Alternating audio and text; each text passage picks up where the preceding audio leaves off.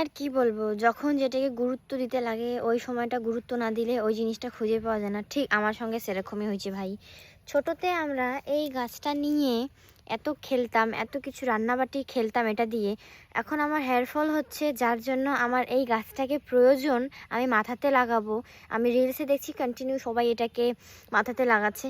Guys বিশ্বাস করবে না, এত বড় বাগান আমাদের, ফুল বাগানটা খুঁজলাম, এইদিকেও ফুল বাগান খুঁজলাম, একটা পর্যন্ত পাইনি, একটা পর্যন্ত পাইনি। এই এতটুকুটা খালি সুপারি গাছের নিচে অল্পটুকু লেগেছিল, ওটাকে ছিঁড়লাম জাস্ট আমি।